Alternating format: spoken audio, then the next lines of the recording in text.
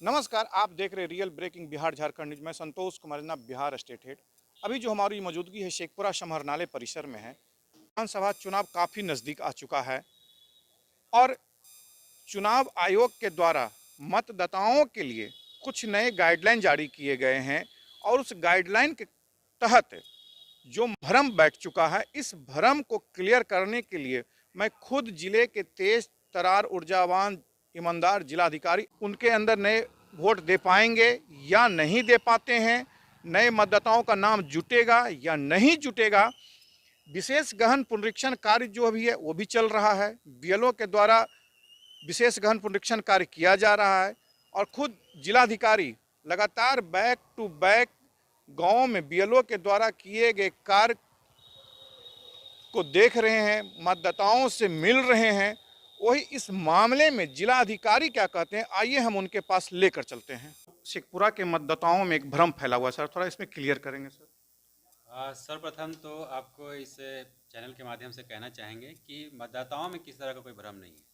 मैं खुद ही कम से कम 25-30 पंचायतों में गया हूं, जहां पे मतदाताओं में इसी संदर्भ में कोई भी जो है भ्रम नहीं है, किसी तरह से अविश्वास नहीं है। हाँ, गाइडलाइंस में कुछ कुछ जो है चेंज किया गया है, बट बेसिक गाइडलाइन जो है वही रहा है कि जो भी हम लोगों का इनोमिनेशन फॉर्म है सभी बीएलओज़ के द्वारा घर घर जाकर के वितरण करा दिया गया है। 100% हम लोग वितरण कर दिए है। इसके बाद उसके कलेक्शन के गाइडलाइंस में कुछ चेंजेस आई हैं। अदरवाइज जो डॉक्यूमेंट का रिक्वायरमेंट्स है वो यथावत है। क्योंकि हम लोगों को जितने भी इन्फॉर्मेशन फॉर्म दिए हैं तो ड्राफ्ट रोल में किसी का नाम नहीं छूटे, इसीलिए सभी को इन्फॉर्मेशन फॉर्म को हम लोग वापस ले रहे हैं। और 2003 में जो जिनका वोटर लिस्ट में नाम है, चूँकि आपको मालूम होगा कि 2003 में भी जो है विशेष गहन पुनरीक्षण कराया गया था, उसमें भी सेम प्रक्रिया अपनाई गई थी। इसीलिए 2003 के मतदाता सूची में जिन मतदाताओं का नाम है उनके लिए डॉक्यूमेंट की आवश्यकता नहीं है, बल्कि उस मतदाता सूची में जो उनका नाम है उसकी प्रति ही उसके डॉक्यूमेंट का कार्य करेगी।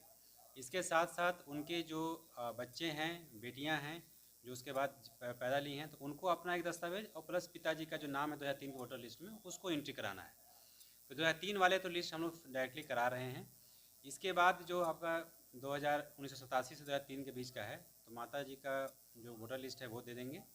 इसके साथ जो अपना एक कोई डॉक्यूमेंट है, 11 तरह का डॉक्यूमेंट है, वो दे करके अपलोड करा लेंगे। और इसके साथ साथ जो हम लोगों का कलेक्शन का कार्य है, अभी पूरे ज़िला में हम लोगों ने 56% कलेक्शन कर लिया है फॉर्म, और 26% जो है हम लोगों ने बीएलओ ऐप के माध्यम से उसको अपलोड भी करा दिया है। तो मुझे लगता है कि 26 जुलाई को जो हम लोग का डेडलाइन है कि उसमें जितने भी हमारा इन्फॉर्मेशन फॉर्म दिया गया है उसको समय कलेक्शन कर लिया जाए और अपलोड कर लिया जाए, ताकि ड्राफ्ट रोल में किसी का नाम नहीं छूटे। और उसके बाद जो भी डॉक्यूमेंट्स जिनके बच जाएंगे, हम लोगों के पास दावापत्ती का समय होगा, दावापत्ती के समय में भी जो है वो लोग डॉक्यूमेंट दे सकते हैं और ब्यूरो के माध्यम से हम उसको कलेक्ट करा करके अपलोड कराएंगे। सर जैसे जिनकी नई शादी बहुएं जो आई हैं, उनके पास अगर ये 11 दस्तावेज नहीं हो तो क्या वो वोट नहीं दे पाएंगे सर? जो शादी करके आई हैं तो जहाँ से भी आएंगे उनके माता पिता वहाँ होंगे, तो वो अपने व्हाट्सएप के माध्यम से मंगा लेंगे। ये कहीं नहीं है कि वो यहाँ आएँ तो वो वोट नहीं दे पाएंगे। वही मैंने आपको ये क्लियर किया कि जिन लोगों का इन्फॉर्मेशन फॉर्म दिया गया है, इन्फॉर्मेशन फॉर्म भर के हम अपलोड कर देंगे और सभी का नाम जो है ड्राफ्ट रोल में आएगा। कोई जो है मतदान से कोई भी वंचित नहीं रहेगा। जो डॉक्यूमेंट है आपको क्लैरिटी उसमें होनी चाहिए कि जो चाहे शादी करके आया हो तो वो बिहार के होंगे, कहीं से भी हों, तो वो जो है वहाँ से डॉक्यूमेंट अपने व्हाट्सएप पे किसी माध्यम से मंगा लेंगे। वो डॉक्यूमेंट प्रिंट करा करके हम लोग को दे देंगे, या बीएलओ जो है डायरेक्टली अपने व्हाट्सएप पे इसको ले करके और उसको अपलोड कर देंगे, उसमें कोई समस्या नहीं है। कुछ कुछ बीएलओ को हम देखे हैं सर कि बेसिक खुद जानकारी भी नहीं है। कुछ कुछ बीएलओ तो काफ़ी एक्टिव हैं। आज मेरे पास भी कुछ बीएलओ आए थे, उनके द्वारा कुछ जानकारी दी गई। वार कोड एक चिपकाया जा रहा है सर दरवाजे पे, उसका मेन फंक्शन क्या है सर? दरवाजे पे इसलिए चिपकाया जा रहा है, जैसे आप पूछे कि कुछ लोग वंचित रह जाएंगे, तो वो एक मार्कर है कि इस घर में फॉर्म दिया गया है और वहाँ से हम लोग फॉर्म वापस ले लिए। क्योंकि एक बीएलओ के अंदर जो है 1000-1400, किसी के यहाँ 700 भी वोटर्स हैं, तो उतने घर को ट्रैक रखना जो है एक टीडीएस टास्क है। उसी को आसान बनाने के लिए हम लोग वो पर्ची चिपका रहे हैं। उस पर जो है डेट के साथ भी है किस डेट को दिया गया है फॉर्म, और उस पर बीएलओ का फ़ोन नंबर भी है, ताकि मतदाता को किसी तरह का कोई कन्फ्यूज़न हो तो बीएलओ से संपर्क करके उसको कन्फ्यूजन दूर किया जाता है। जहाँ तक बीएलओ की स्पष्टता की बात है, हम लोग लगातार ट्रेनिंग भी करा रहे हैं। शुरू के दिनों में ये कहीं ना कहीं उनके ट्रेनिंग में और जानकारियों में थोड़ा सा होता है, क्योंकि संख्या बहुत ज़्यादा है। 500 हमारे, 11 हमारे ये हैं, 33 हमारे बीएलओज़ हैं।